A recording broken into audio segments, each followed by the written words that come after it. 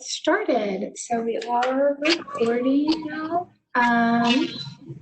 And just a little disclaimer. These webinar series are hosted by Rachel Lindberg, Master of Counseling Psychology Practicum student, and Ashley Fleet, that's me, a Master of Social Work field student. We're both supervised by Mark Lim, LPC, and Director of the Angeles State Counseling Services. And these webinar sessions are informational and psychoeducational and not intended to be used as psychotherapeutic treatment.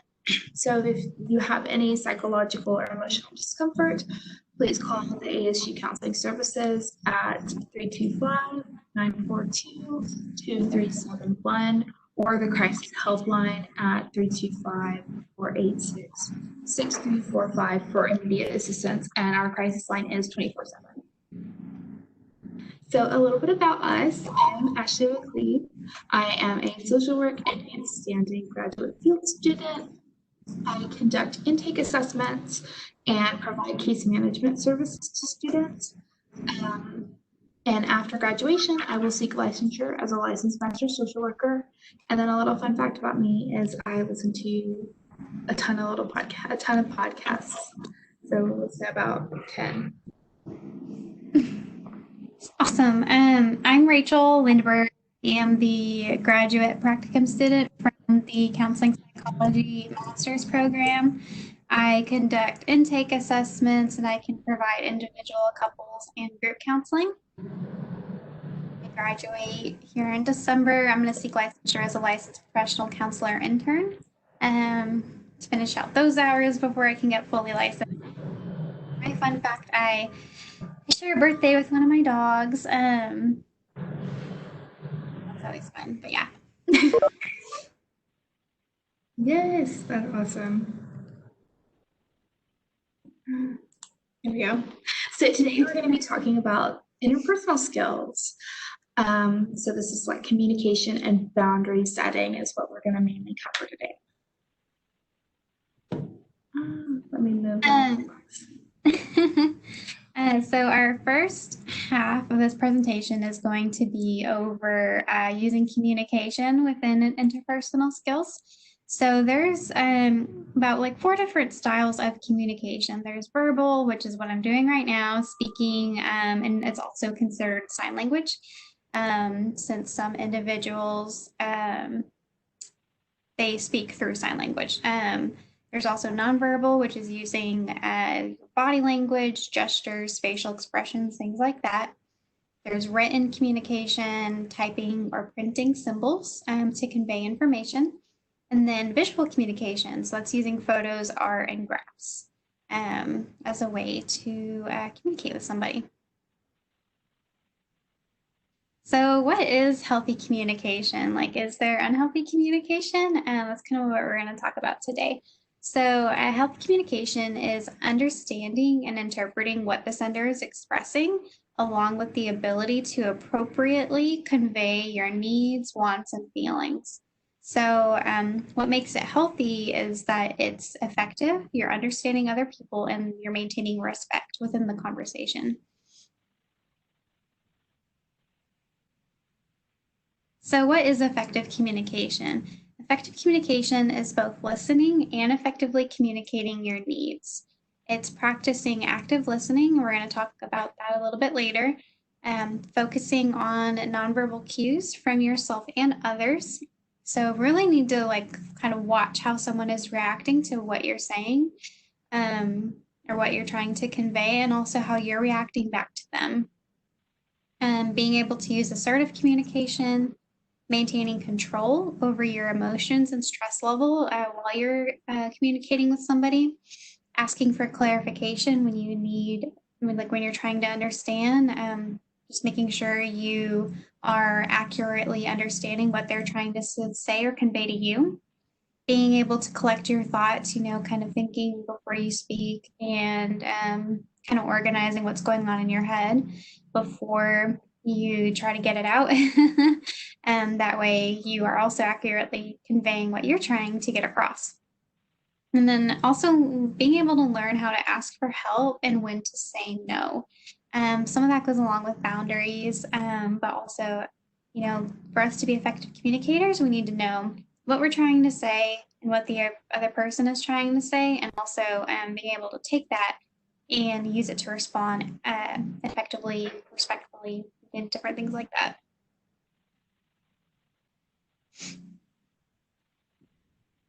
So utilizing nonverbal cues. This is something where, people always say things like, I know how to read people. I know exactly what they're thinking based off of what they do. And that might be somewhat true to an extent. So being able to use nonverbal cues is really important because sometimes we just can't convey an emotion with words. Our body and our facial expressions really speak for us, or they add on to what we're saying to kind of emphasize how we're feeling. So nonverbal cues are gestures like me talking with my hands, also waving and saying hi, giving a fist bump, those kinds of things. Our facial expressions, smiling, scowling, crying, things like that. The tone of voice that you're using, eye contact or the lack thereof, language, posture, and other ways people can communicate without actually using spoken language or sign language. That's all considered nonverbal cues. So being able to recognize and understand nonverbal cues and what they mean can be really helpful in recognizing how others are communicating, especially those who might be from a different culture than us. They might have different nonverbals that are appropriate or are a different sign of respect. And being aware of that can help us be more mindful of what we're communicating, what they are communicating back to us.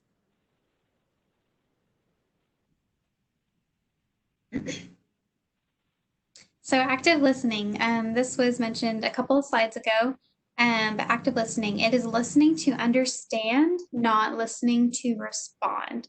Active listening is one of the first things that we learn in like our counseling methods and techniques kind of class. As counselors and just as people in general, if we're not understanding what somebody is saying, we're not having an effective conversation with them. If all we do is hear and not listen, our responses may not be accurate. If we're just smiling and nodding or shaking our head no, and not like truly having a deep conversation with somebody, the communication is going to be lacking like a certain depth to it that would make it more, maybe more meaningful, or just help you show a better understanding of what the other person is trying to say, especially if it's something like, an argument with your partner or something like that. How do we use active listening? It's nonverbal attention. So it's leaning forward when we're talking to somebody. It's not slouching and scrolling through our phone and not listening at the same time. Smiling and nodding in an accurate response to show that you're following and listening to what somebody is saying. It's actually paying attention to what is being said, focusing on those nonverbal cues, listening without judgment. Like, yes, we have our own opinions, and yes, we make snap judgments based off of what people tell us. But until we have all of the information from the other person, like if they're still talking, it's probably best to wait to reserve your judgment until you've completely heard what you've said, and using judgment in a way not to like be judgy of someone, but to form your response and your opinion based off of your values or whatever your response, like what you're trying to convey back to them. Judgment in that way, not in a mean high school girl kind of way. And then also asking questions and getting feedback. So a lot of this has to do with like reflective listening, which I'll cover in just a second. But if you don't understand something, ask. It's really simple as that sometimes.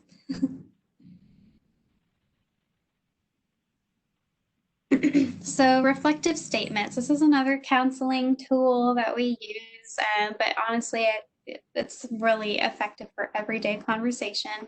So it's a skill that's used to help you be a better listener because it shows that you didn't just hear them, but you're actually trying to accurately understand what they're trying to say.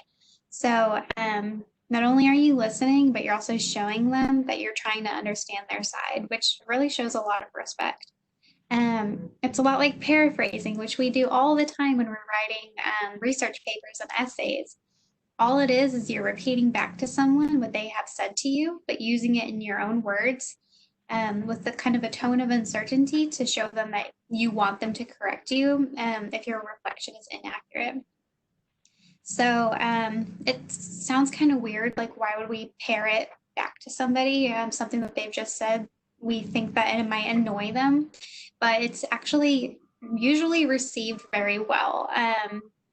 It reflects on the emotion you're hearing, like from the other person, but also like what their tone of voice and their body language is. So if you're arguing with your partner about them not doing the dishes, and they're coming back at you saying like, well, um, gosh, this was a bad example because I didn't plan it out before I started talking.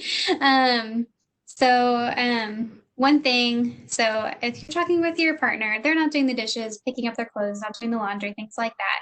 And they sound very frustrated because maybe you're placing some blame on them or accusing them of not putting in their side.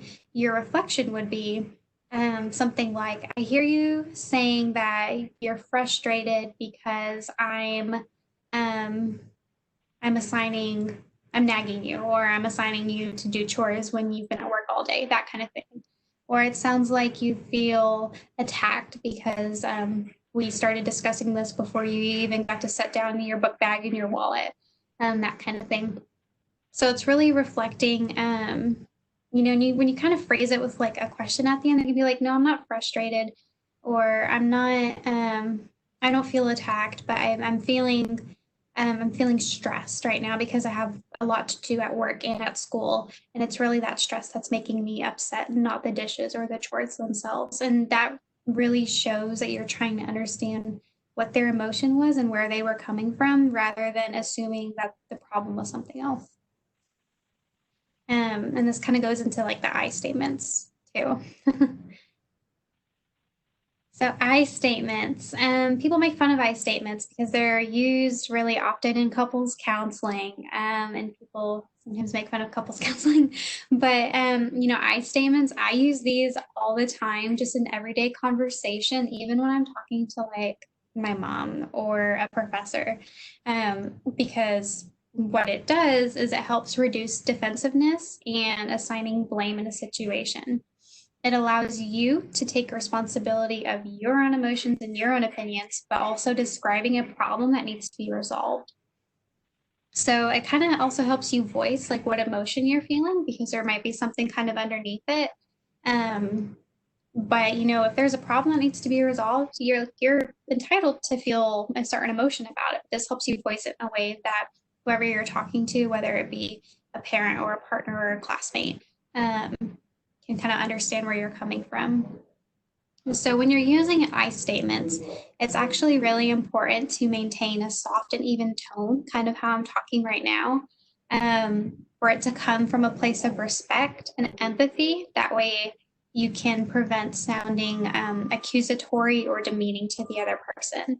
And that's really important because taking those kinds of tones when you're speaking with somebody can end up turning it into an argument or a fight, even though it's the problem may not need to be something that needs to be thought about, that kind of thing.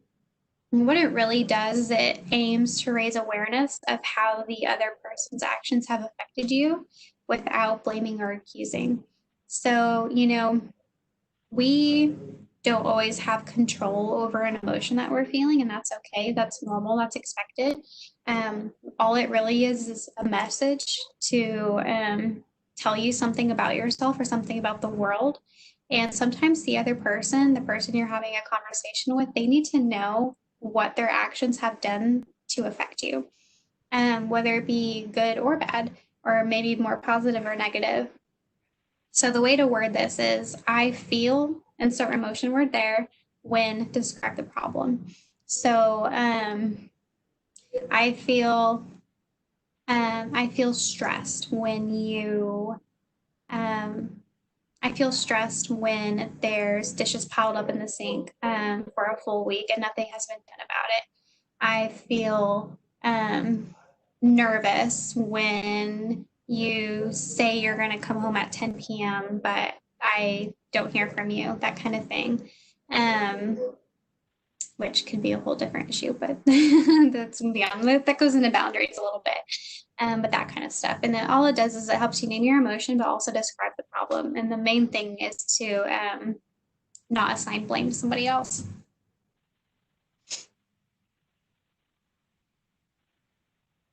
So communication also, there's like that electronic, that written communication. So that includes emails, which is what we do pretty much all day when we're talking with our professors, especially now since we're not in class, we're really communicating by email more than anything else.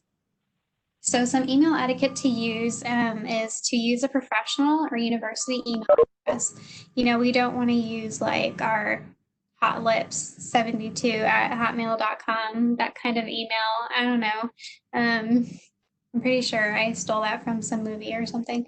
But yeah, we don't want to use that kind of email when we're talking to our professor. You want to use your Angelo email. Or if you're at work, you want to use your work email. And making sure it's the right email before you send something is really important.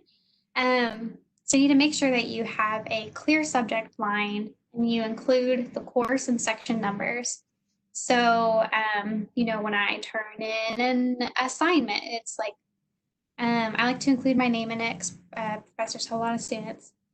So I usually do like Lindbergh, Rachel, dash, I don't know, research paper assignment, dash, sci, and then whatever the course number is, and that kind of thing.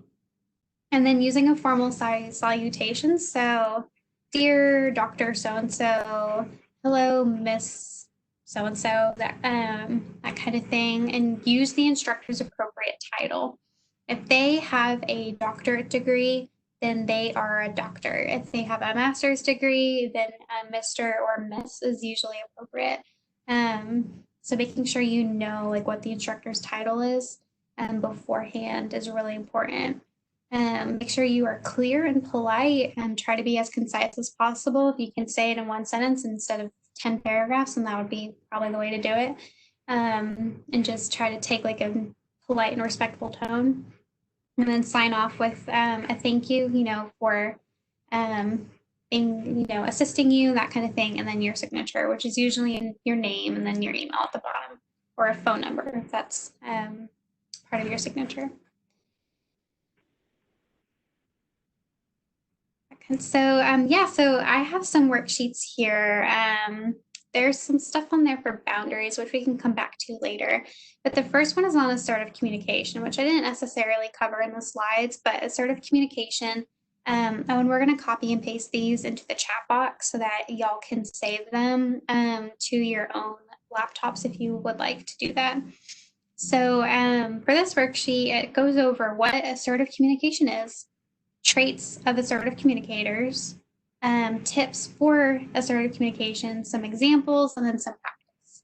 So, being an assertive communicator is really important because it makes you not aggressive when communicating, but also not too passive when you're communicating. It really helps you convey. You can stand up for your own needs and wants, but also taking into consideration the needs and wants of other people. And then the other ones, they just go over reflections that what I went over a little bit a minute ago. Basically, like what reflections are, how to use them, some tips for reflections, and then some practice. So that one's pretty self-explanatory, and a lot of it was I went over in the slide. But yeah, let's see practice a little bit. Next one, it goes over the I statements. So same thing. I basically went over what it was in the slide and kind of how to do it. And then it gives you some examples and also some practice for yourself. If that's something that y'all find helpful, or even if you just want to like print off the beginning of the page or whatever, that says what it is. And then I think, the ones after that are boundaries. So we can go over them right now. So Ashley will go into more depth on boundaries, but we're going to go ahead and get this copied and pasted into the chat. This one just goes over boundaries, know what they are, what to say, what to do, and then some examples in practice. And then the last one goes over health tips for healthy boundaries. So again, it goes over kind of like what your personal boundaries are and how to keep healthy boundaries. So like knowing your limits, knowing your values, listening to your emotions, having respect for yourself and respect for others, being assertive, and like that kind of thing. So those are in the chat box. So feel free to go into that and follow the links and copy and paste them into your browser so you can save them for yourselves to read on your own time. Yes, all of these worksheets are so awesome too. And we're going to go over a couple other ones with boundaries as well. So moving into boundaries. So boundaries are kind of guidelines, rules, or limits that a person creates. So they're designed to protect and honor important parts of our lives. So they help us clarify what we are acceptable and unacceptable behaviors from others. So areas where we use boundaries. So you use boundaries with your person, physical boundaries, so your body, your sense of personal space, sexual boundaries, which includes like sexual jokes and things like that, or like harassment, and privacy. Your time is very valuable, so boundaries have to be set for when you're available.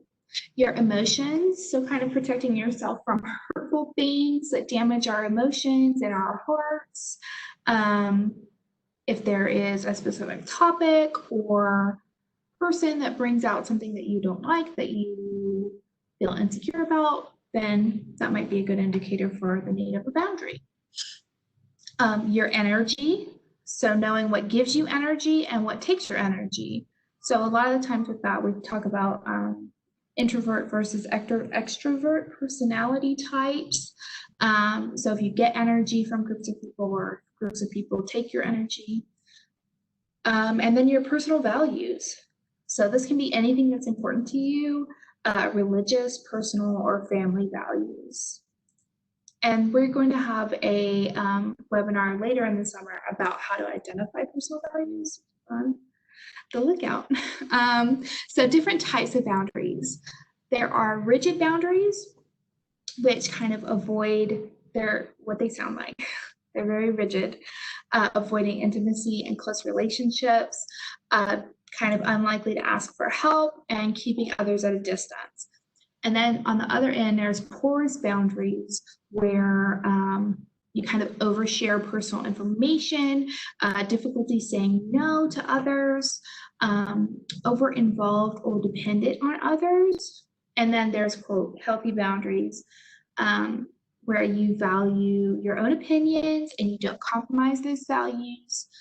You share personal information in an appropriate way, at an appropriate rate as well. And then you know your personal wants and needs and accepting of being told no. All three of these are healthy boundaries. So, and you might use them in different areas of your life. Like with your professor, you're probably going to have more rigid boundaries. And then with your significant other, you might have more porous boundaries. You're going to share these deep personal things. And then you might have a combination of all three with your personal family. So some healthy boundaries. So that healthy boundaries instill high self-esteem and self-respect, kind of instill some integrity, and that kind of goes along with self-respect. Sharing personal information gradually in a trusting space. Protecting physical and emotional space, having equal partnerships where responsibility and power are shared. Healthy boundaries are kind of assertively addressed. They separate your needs, thoughts, and feelings and desires from others. So everyone has their own needs, thoughts, feelings, and desires. And so kind of identifying what that means to you, and then empowering yourself to make healthy choices. So healthy boundaries and self-care. Setting boundaries is kind of vital for self-care. It's a way of showing Self-respect, it communicates the needs in a relationship. You take time and space for positive interactions and give yourself permission to take time for yourself. It also is nourishing your mental health and your stress levels. So making sure that if it's the end of the week and you just turned in a 10, 20-page paper and you need a minute by yourself, that you take that minute. Or if you get energy from people and you need someone to be there with you, addressing that as well. And then kind of how to set personal boundaries. First off is identifying your need, and then clearly, calmly, firmly, respectfully, and in as few words as possible, communicating your needs. So making sure that you're clear and concise with what you need from that interaction. And making sure that you understand that you're not responsible for the other person's reaction, but you are responsible for communicating your boundary in a respectful manner. So just making sure that you're in control and you're not, I guess, like yelling, I need to take a walk by myself at the end of the day. And then also remaining firm. So that goes with the self-respect and integrity. So if you say something, following up with it. And then also your behavior must match the boundary that you're setting. So if you're setting the boundary, you should also yourself follow that boundary. And then listen to your body and attitude for the need to set a new boundary. You always have the right to say no. And so you might kind of listen to your own nonverbal cues and your tone of voice and things like that, and be like, oh, I'm really agitated, or I'm upset, or I'm excited to do those things, to identify what your needs are in your life. And then this is also a process. It can be revisited over time. So at the beginning of a relationship, at the start of a relationship, it's always good to set these boundaries in place. But if you haven't done that and you're already a little bit down the road, you can always go in and say, hey, this is a boundary that I have, or hey, this is what I need, this is what I'm comfortable with. And we're going to go through some examples of boundaries, and so that kind of helps a little bit with the wording. And then also you can revisit your boundaries over time. So you can say, oh, hey, I said that I needed this much time by myself, but I really miss you. Can we do less time apart? Something like that. Some tips for healthy boundaries. So knowing your limits and your values are some good tips. And then, of course, listening to your emotions, having respect for others, and then having self-respect. So are you showing yourself the same respect that you're showing other people? Being assertive, and then considering the long view. Do you feel like you are always the one who's giving, who's always making these compromises, as people say? Or are you someone who's always taking? So making sure that you kind of check in with yourself on how you're feeling about those things. And then here's some examples of boundaries. So on the left are relationship boundaries, and on the right are more professional school boundaries. So on the left, we have, I'm cool with following each other on social media, but not sharing passwords. So that's an awesome boundary. It's also like passcodes on your phone. It just sets up a personal privacy boundary, and it doesn't necessarily mean that you have anything to hide, but that's just what you're comfortable with. I'm comfortable with kissing and holding hands, but not in public. I'm okay with regularly texting, but I don't want multiple texts or text multiple times in an hour. I want to spend time with my friends, family on weekends. I need quiet time for myself every day. I'm comfortable with some touching, but I'm not ready to have sex. So those are some examples of some relationship boundaries. And it doesn't have to be this formal sit down of like, this is my boundary, blah, blah, blah, blah. It can be this kind of, I'm not really okay with sharing your passwords. kind of casual conversation, but that still addresses your need.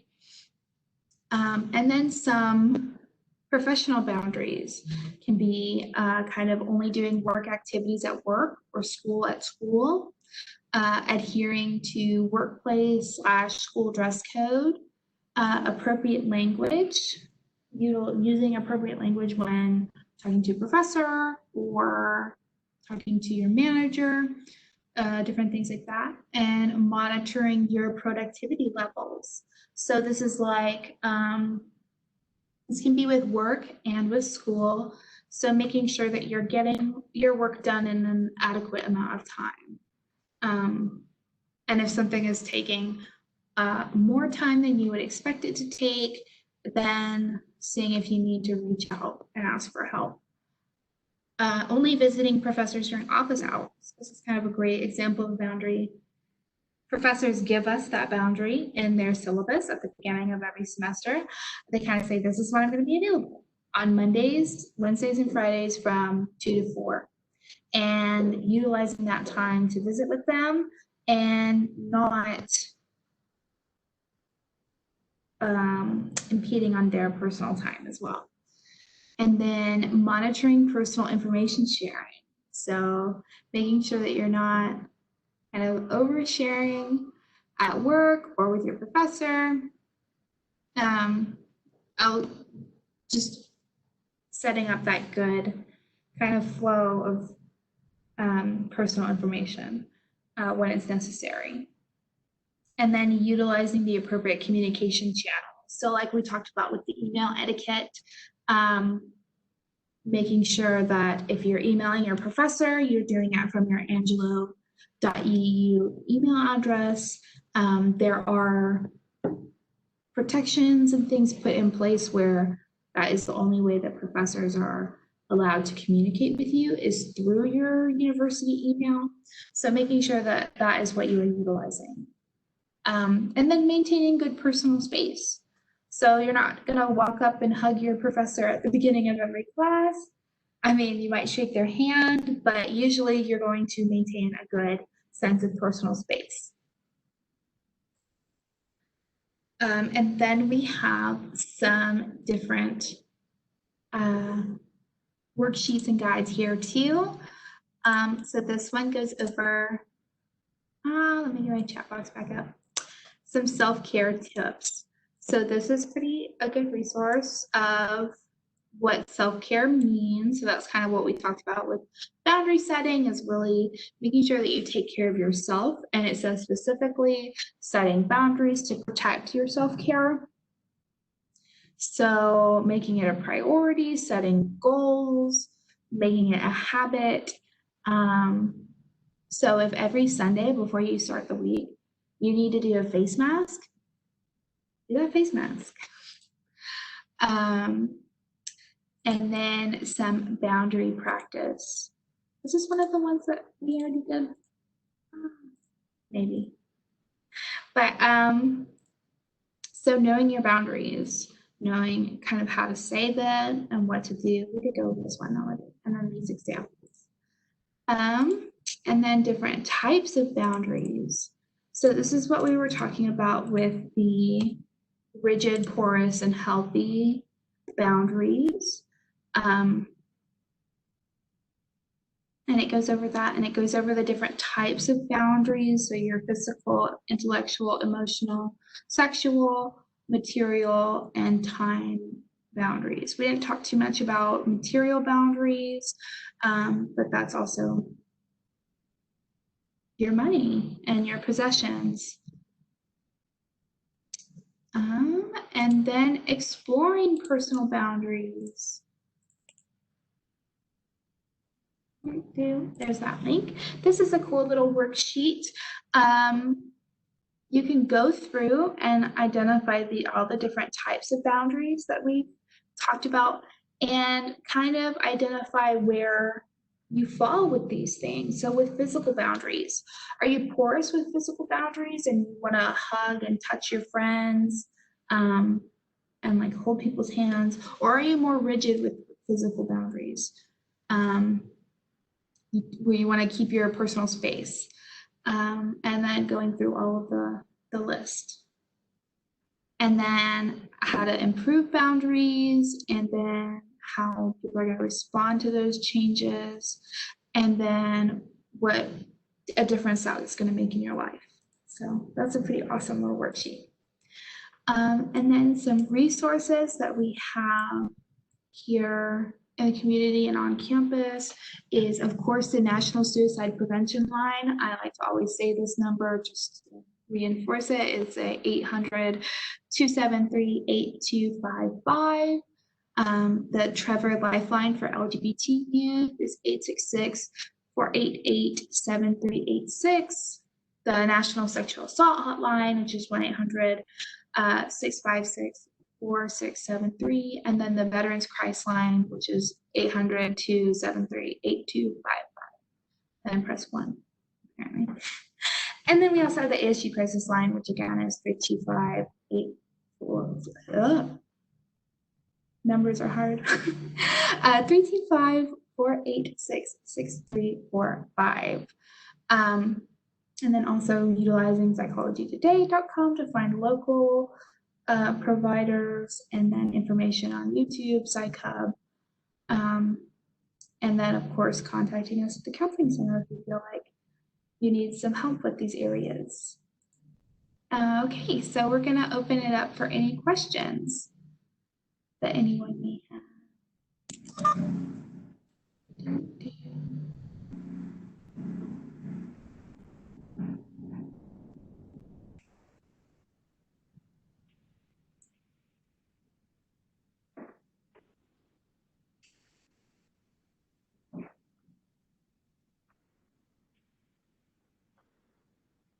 Go ahead.